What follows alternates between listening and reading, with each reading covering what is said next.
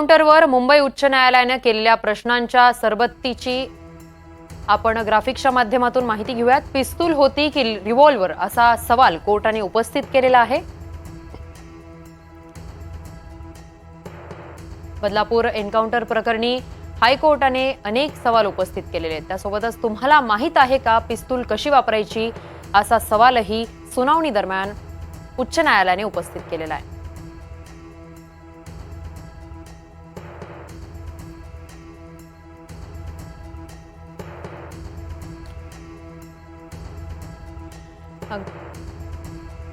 या संदर्भात अधिक माहिती घेऊयात आमच्या प्रतिनिधी भाग्यश्री यांच्याकडून। भाग्यश्री, अक्षय शिंदेच्या होईल तर सत्तेचा कोणी आमरपट्टा घालून आलेला नाहीये। प्रत्येकाला विरोधात जावं लागतंय आणि जर आताच्या सत्तेतली लोक ते विरोधात गेले त्यांनी जर असंच पायंडा पाडला तर आपलं राज्य महाराष्ट्राचं जे आपण फुले शाहू आंबेडकरांचं म्हणतो ते पोलीस राज होण्यासाठी जास्त वेळ लागणार नाही। म्हणून पत्रकारांची, वकिलांची आणि सजग नागरिकांची आणि न्यायालयाची देखील जबाबदारी आहे की अशा पद्धतीचा जर न्याय जर कुठल्या पद्धतीने पोलीस करत असतील तर त्याचं खंडन केलं पाहिजे। सत्य बाहेर ओढण्यासाठी, सत्य बाहेर येण्यासाठी माझा प्रश्न सरकारला आहे, जर तुम्ही त्या मयत इस्माचा तो आता हयात नाहीये त्याची बाजू सांगण्यासाठी जे जिवंत पोलीस अधिकारी ज्यांनी गोळी डोक्यात घातली त्यांचं ऐकून तुम्ही त्या मयत इस्माच्या विरोधात 307चा गुन्हा दाखल केला, त्या पीडित व्यक्तीच्या वडिलांची तक्रार खरी आहे की खोटी आहे हा तपासाचा भाग आहे। तुम्ही त्यांची तक्रार दाखल न करता त्यांचा जो मूलभूत हक्क आहे न्यायासमोर समानतेचा अधिकार, तो समानतेचा अधिकार तुम्ही का हिरावून घेतला? त्या समानतेच्या अधिकाराच्या उपयोगात तुम्ही अडथळा निर्माण का केला हा माझा सरकारला सवाल आहे। तुम्ही जर निष्पक्षपाती असाल, तुम्हाला जर ह्या प्रकरणाचं राजकीय भांडवल करायचं नाही तर मग तुम्ही सगळ्यांना, पीडितांना आणि आरोपींना सगळ्यांना समान नजरेने पाहायला पाहिजे। परंतु याचे लाभार्थी ह्या प्रकरणाचे हे आताचं सरकार आहे हे प्राथमिक दृष्ट्या समोर येत आहे आणि थोडंसं वेळ राहू द्या, पुढे जाऊ द्या, रेकॉर्ड पुढे जाऊ द्या, नक्कीच तुम्हाला लक्षात येईल याच्यामध्ये वरिष्ठांच्या आणि हे फक्त ब्रांचेस मला दिसत आहेत। माझा वकिलीचा अनुभव असं सांगतोय या फक्त फांट्यात ज्या पोलीस या पॉलिटिकल माफियांच्या सांगण्यावरून, सत्ताधाऱ्यांच्या सांगण्यावरूनच हा गुन्हा घडण्याची शक्यता आहे। याचं कारण असं की इतकं मोठं रिस्क आतापर्यंत पोलीस घेऊ शकत नाही आणि अनेक एन्काउंटर झाले। आता बलात्काराचं प्रकरण जे बदलापुराच्या शेजारीच जे शिळफाट्याजवळ झालं, पुजाऱ्यांनी देवळामध्ये एका महिलेचा बलात्कार करून तिचा खून केला, त्याच्यामध्ये असा प्रकार घडत नाही। परंतु इथे का घडतो? कारण की लोकांची आक्रोश होता अक्षय शिंदेच्या विरोधामध्ये, लोकांची सहानुभूती मिळवण्यासाठी समोर इलेक्शन नजरेसमोर ठेवून हा गट रचून हत्या केलेली आहे असं माझं स्पष्ट मत आहे।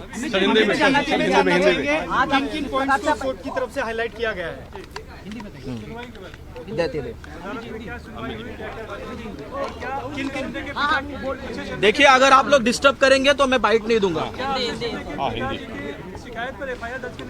मैं आपको इत्मीनान से डिटेल इंफॉर्मेशन दूंगा, लेकिन प्लीज आप थोड़ा इत्मीनान रखिए, मुझे डिस्टर्ब मत कीजिए।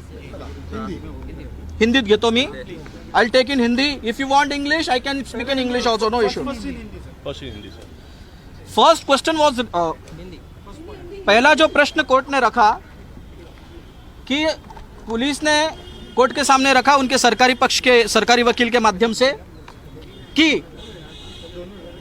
ये जो एफआईआर रजिस्टर की है अक्षय शिंदे के खिलाफ अभी 307 की, मरे हुए आदमी के खिलाफ, तो उसके पिताजी की जो कंप्लेंट थी उसकी एफआईआर क्यों नहीं की पुलिस के खिलाफ?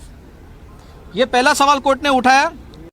कोर्ट ने यह भी रखा है कि पूरे डॉक्यूमेंट जो पुलिस ने कोर्ट के सामने रखे, पॉइंट ब्लैंक फायर किया है ऐसा पुलिस ने बोला है। कोर्ट ने अपीयर किया है कि पॉइंट ब्लैंक फायर अक्षय के खिलाफ हुआ है। मी कुठे पण बघेल, तुम्हाला काय करायचं, तुम्ही बाईट घ्या ना प्लीज, मला डिस्टर्ब होत आहे यार, प्लीज मी ऑलरेडी मी थकलोय, प्लीज जरा प्लीज माझी रिक्वेस्ट आहे, मध्ये मला बोलल्यानंतर माझी लिंक तुटते ना। दूसरी जो चीज है, ये जो घटना घटी उसके पहले अक्षय शिंदे के माता पिता ने जेल में जाकर के उससे मुलाकात की। ये मुलाकात के दौरान उसने कैंटीन के लिए उनको जो चाहिए कैंटीन जो जेल में होता है उसके लिए मनी ऑर्डर की उसने 400-500 रुपए की डिमांड की। दूसरी चीज उसने कहा कि हमें मेरी चार्जशीट लगी, मुझे बेल कब होगी। तो इससे यह प्रतीत होता है कि अक्षय शिंदे बेल के ऊपर आने के लिए उत्सुक था, वो न्याय के लिए न्याय की प्रतीक्षा में था। दूसरी चीज जो है वो कैंटीन मांग रहा है, इसका मतलब वो जेल में रहने की मानसिकता से था। तो पुलिस का जो कहना है कि अक्षय शिंदे ने पुलिस से बचने के लिए फायरिंग किया, तो ये प्राथमिक दृष्टया उसके अक्षय शिंदे के माता पिता के कहने से ये प्रतीत होता है कि ये अतिशय महत्वाची बातमी। एन्काउंटर प्रकरणी पुढील सुनावणी आता 3 ऑक्टोबरला होणार आहे। एन्काउंटरवर हायकोर्टाने वकिलांना सवाल उपस्थित केलेले आहेत। पोलिसांनी पायावर गोळी का झाडली नाही असा सवाल सुनावणी दरम्यान कोर्टाने उपस्थित केलाय। आरोपीच्या डोक्यात गोळी का झाडली असं देखील कोर्टाने विचारलेलं आहे। एन्काउंटर प्रकरणी पुढील सुनावणी आता 3 ऑक्टोबरला होणार आहे। या संदर्भात अधिक माहिती घेऊयात आमच्या प्रतिनिधी भाग्यश्री प्रधान आचार्य यांच्याकडून। भाग्यश्री, बदलापूर एन्काउंटरवर मुंबई उच्च न्यायालयाने सुनावणी दरम्यान प्रश्नांची अक्षरशः पोलिसांवर सरबत्तीच केलेली आहे। पुढील सुनावणी 3 ऑक्टोबरला होणार असल्याचं समजतंय, काय अधिक माहिती आहे सविस्तर सांगा। नक्कीच किरण, खरं तर एन्काउंटर ज्यावेळेला अक्षयचा झाला त्यानंतर एकंदरीतच विरोधकांकडनं भडीमार सत्ताधाऱ्यांवर भडीमार करण्यात आला प्रश्नांचा। तर सत्ताधाऱ्यांनी मात्र याचं कौतुक केलं आणि पाठिंबा देखील दर्शवला। मात्र आपण जर बघितलं तर त्यानंतर अनेक वेगवेगळे बॅनर जे आहेत ते शहरामध्ये लागले गेले। याच संदर्भात मात्र जे अक्षयचे आई वडील होते त्यांनी ही जी एन्काउंटर आहे हे गूढ आहे, ही आत्महत्या नव्हे तर ही हत्या आहे अशा पद्धतीचं जे वक्तव्य होतं ते केलं होतं। त्यानंतर काल जर आपण बघितलं तर अक्षयचे जे वडील आहेत अण्णा शिंदे यांनी हायकोर्टामध्ये धाव घेतली होती आणि अमित कटारे नवरे या वकिलांकडे त्यांनी आपलं वकीलपत्र दिलेलं होतं। त्यानंतर त्या वकिलांनी देखील काही मुद्दे त्यामध्ये मांडलेले होते। त्यामध्ये त्यांनी म्हटलं होतं की न्यायालयाच्या देखरेखीखाली SIT चौकशीची मागणी केली होती।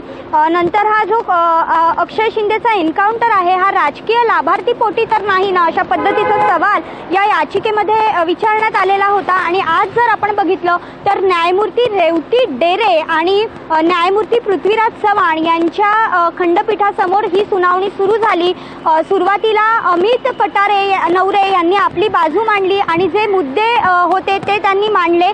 त्यानंतर जो कोर्टाने 5 मिनिटांचा ब्रेक घेतला होता, मात्र पुन्हा जेव्हा कोर्ट आलं त्यावेळेला अक्षरशः सरकारी बाजूवर प्रश्नांचा त्यांनी भडीमार सुरू केला आणि यावेळेला त्यांनी अनेक प्रश्न उपस्थित केले की तुम्हाला ही पिस्तूल होती की ही रिव्हॉल्वर होती, रिव्हॉल्वर कशी हाताळतात ते माहिती आहे का, पिस्तूल कशी हाताळतात ते माहिती आहे का, पिस्तूल हाताळण्यासाठी सामान्य माणसाला हे अतिशय अवघड काम आहे। तर अक्षय हा अतिशय सामान्य व्यक्ती होता, त्यांनी ही पिस्तूल कशी काय हाताळू शकतो। त्यानंतर पिस्तूल हाताळण्यासाठी मोठी ताकद लागते, ती अक्षयकडनं कुठे आली, अशा पद्धतीचे विविध सवाल जे होते ते न्यायमूर्तींनी केले। मात्र यावेळेला सरकारच्या पक्षाकडनं वेळेगावकर जे वकील होते त्यांनी बाजू मांडत असताना अक्षरशः त्यांची उत्तर न्यायमूर्तींच्या प्रश्नांना उत्तरं देत असताना त्यांची अक्षरशः तारांबळ उडालेली पाहायला मिळाली। त्यानंतर न्यायमूर्तींनी हेही देखील सांगितलं की तुम्ही अशा नीट उत्तरं द्या, अशा पद्धतीने उत्तर दिलं तर तुमच्यावरच संशय होईल असे देखील न्यायमूर्तींनी तिथे स्पष्ट केलं। त्यानंतर जर आपण बघितलं तर शिवराज पाटील जे ठाणे क्राईम ब्रांचचे आहेत ते इकडे हजर झाले होते। मात्र हा जो तपास आहे तो सकाळी CID कडे पोस्ट केलेला होता, त्यामुळे CIDचे अधिकारी इथे का नाहीत अशा पद्धतीचा प्रश्न त्यांना विचारला। त्यावेळी देखील जे सरकारी वकील आहेत वेळेगावकर त्यांना कोणतंही उत्तर देता आलं नाही। मात्र लवकरच आम्ही हे सगळं प्रकरण आहे हे CID पर्यंत नेऊ असं त्यांनी सांगितलं। त्यानंतर जर आपण बघितलं तर जे न्यायमूर्ती आहेत त्यांनी सांगितलं की आम्हाला सगळे CCTV हवेत। अक्षयचे आई वडील त्यांना भेटायला आले होते असं अक्षयच्या आई वडिलांनी सगळ्यांना मीडियासमोर सांगितलं होतं। तर तिथपासून जे फुटेज आहेत CCTV ते अगदी एन्काउंटर होईपर्यंत आम्हाला CCTV फुटेज हवेत। पंचनामा त्यांनी जो बघितला त्यामध्ये देखील त्यांना फारसं चांगल्या पद्धतीच्या गोष्टी दिसल्या नाहीत। पंचनाम्यामध्ये देखील फिंगरप्रिंट्स वगैरे जी घेणं अपेक्षित होतं अक्षयच्या पिस्तूलची ती देखील घेतलेली दिसली नाही, त्यामुळे त्याच्यावर देखील सवाल उपस्थित झाले. असे विविध सवाल जे आहेत ते न्यायमूर्तींनी उपस्थित केले आणि एकंदरीतच आता 3 ऑक्टोबर रोजी ही केस जी आहे, पुढची सुनावणी आहे ती होणार आहे. पण या वेळेला येताना सरकारी वकिलांनी सगळे पत्रांचे पुरावे आणि सगळं घेऊनच समोर या अशा पद्धतीचं वक्तव्य जे आहे ते न्यायमूर्ती रेवती डेरे आणि पृथ्वीराज चव्हाण यांनी केलेलं पाहायला मिळालं. किरण, नक्कीच बदलापूर एन्काउंटर प्रकरणी आता पुढील सुनावणी 3 ऑक्टोबर रोजी होणार आहे. भाग्यश्री, धन्यवाद तुम्ही दिलेल्या संपूर्ण माहितीसाठी.